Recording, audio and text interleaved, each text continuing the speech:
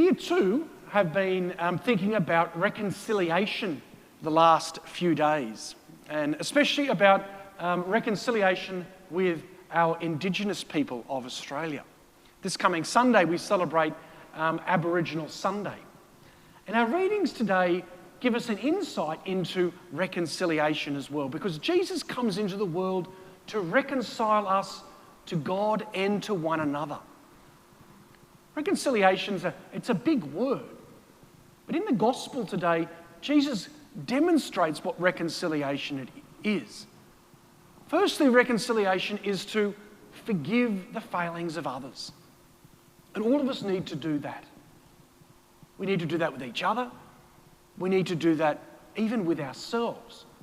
To know that our life shouldn't be about the unfortunate or the terrible or even the bad things that we do or that other people do, but it's about goodness. And Jesus sees this in the gospel.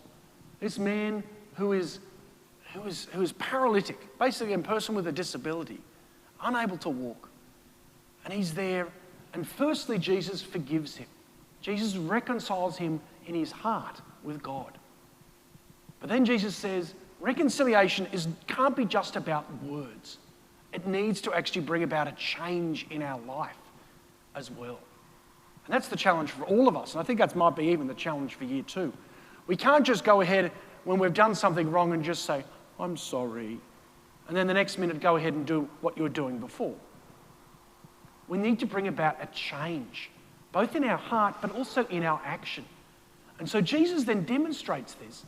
He brings this change by using the words, but then this man who was paralytic, Jesus says, I'm going to bring a change in your life. I'm going to allow you to walk again. So I tell you now to get up, pick up your mat, go off home. Be different. And that's the challenge for all of us. When we say sorry, we don't just say some words, because it's easy to say words of sorrow. The challenge then is, does it bring about a change? And Jesus wants to bring about a change in all of us. He wants to bring about a change in me, but a change in all people. So firstly, we recognise that we failed. We bring reconciliation by forgiving people for the times they've failed, or even forgiving ourselves. And then we bring about a change in ourselves, a change in our actions in the world.